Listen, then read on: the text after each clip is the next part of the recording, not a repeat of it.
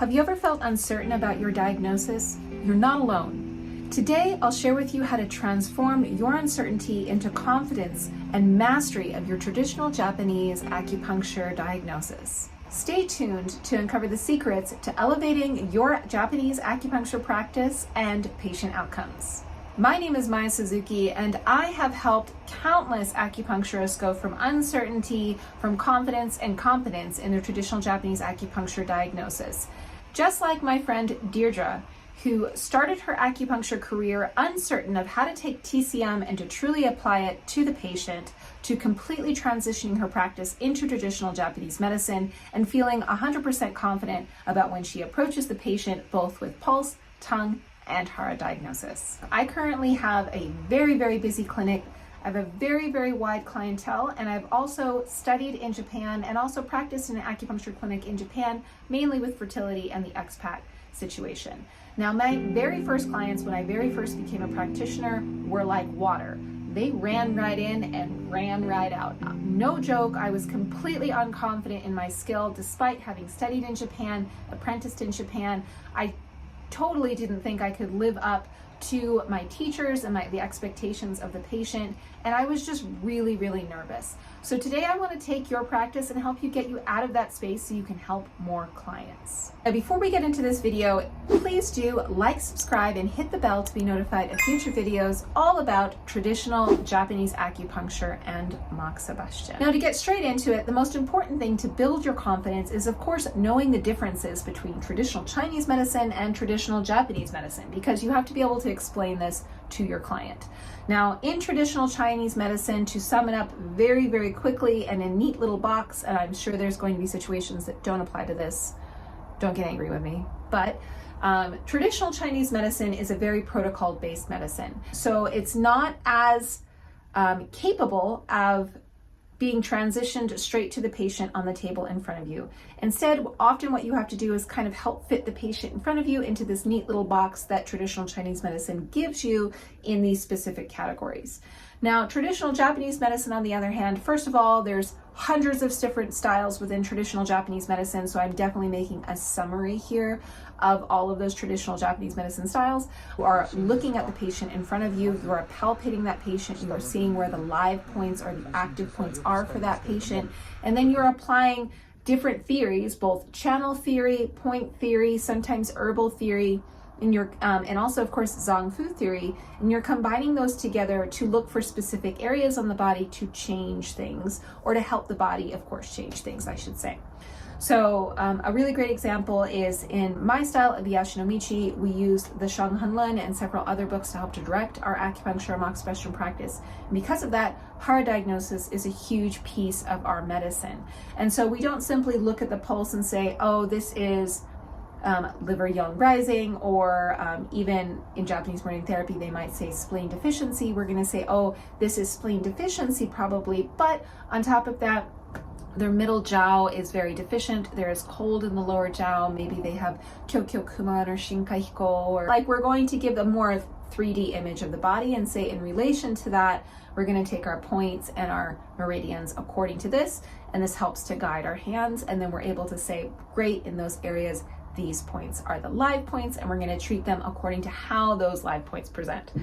So that was a whole bunch of theory, and you're probably like, Maya, that was way too much, and I 100% understand. It can be really overwhelming when you're initially transitioning your practice from TCM to traditional Japanese medicine, and even if you've been practicing for 20 years in traditional Japanese medicine style, it can still be really overwhelming.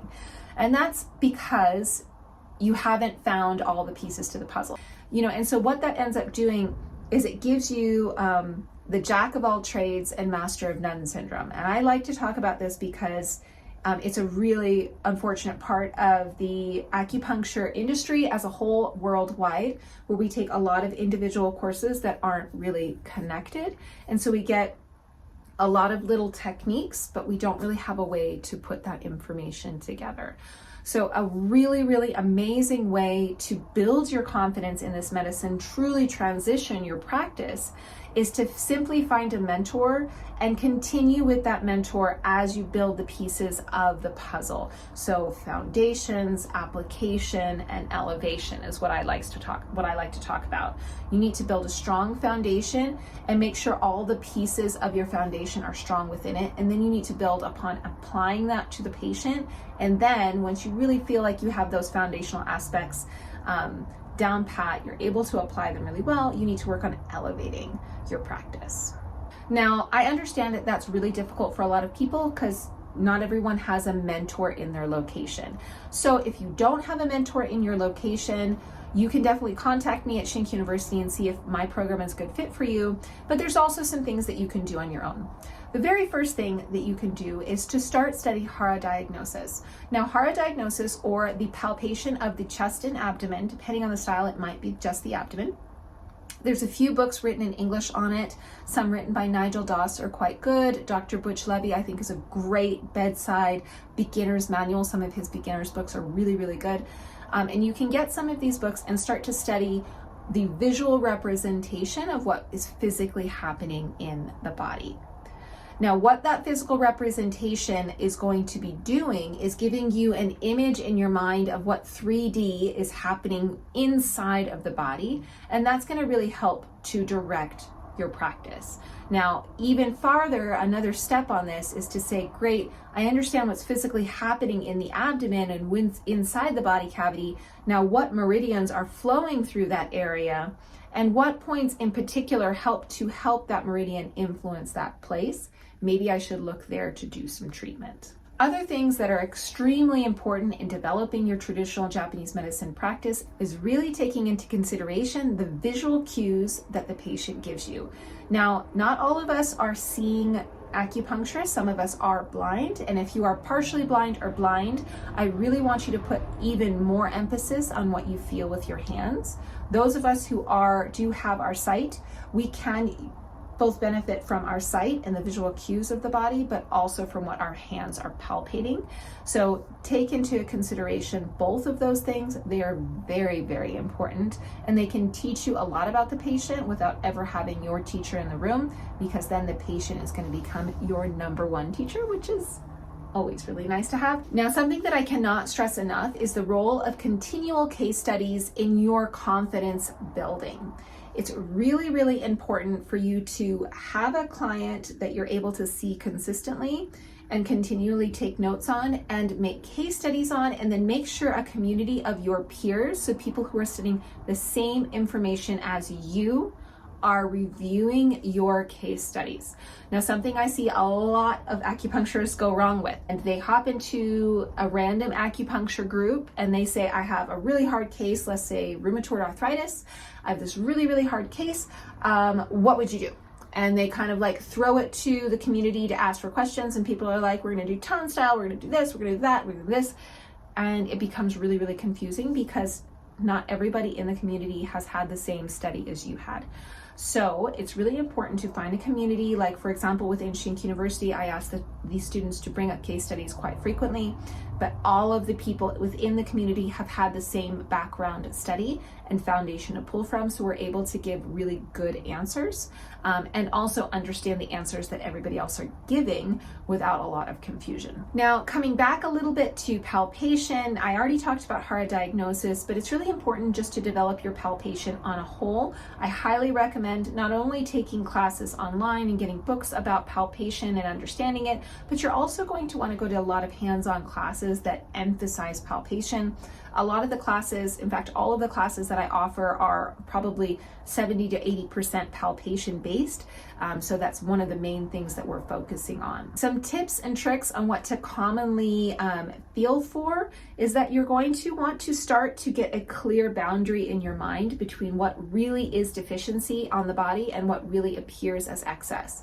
Now, what becomes really difficult for this is that depending on the age group that you're treating, deficiency and excess can really show up differently. Now, something I would really caution you on in order to gain confidence in traditional Japanese medicine is, again, coming back to do not be a jack of all trades and a master of none. Try to refrain from taking classes that are on a ton of different modalities that do not have the same foundational common language or common knowledge. What you're going to end up doing is get further confused because you're going to see the patient in front of you. You're going to have all of these tricks, but none of them are going to be deeply learned or deeply taught. And then you're going to start throwing your tricks at the patient and seeing what sticks, but you're not really able to adapt those tricks to the patient, those modalities. And so you're like, oh, well, that doesn't work for that patient. But there is this misunderstanding because it might have worked if you were able to have that deeper understanding of how to modify that modality for the patient. And so if you don't go deep into something, you're really not learning it well, in my personal opinion. So yeah, really try to refrain from taking 20 different classes a year all on different things.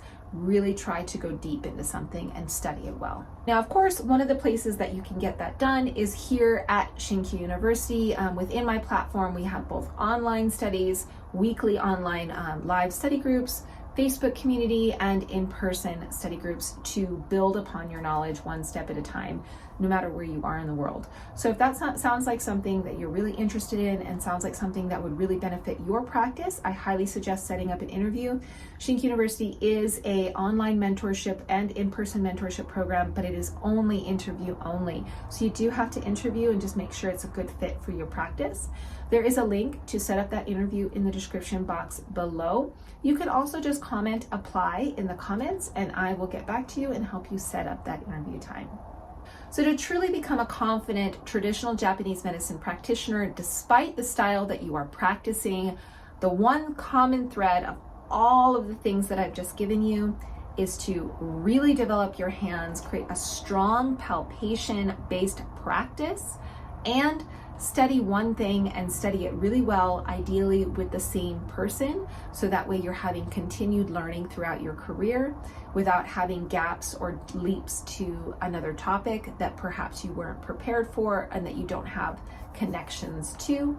And that, of course, will allow you to create a puzzle that you know the picture of, rather than just finding these random puzzle pieces and trying to glue them together to see if they'll fit. If you benefited from this video, please don't forget to like, subscribe, and hit the bell to be notified of future videos coming out about traditional Japanese medicine. Now, if you enjoyed this video, you're going to want to watch this video next about how to approach a timid child when you start your shonishin practice.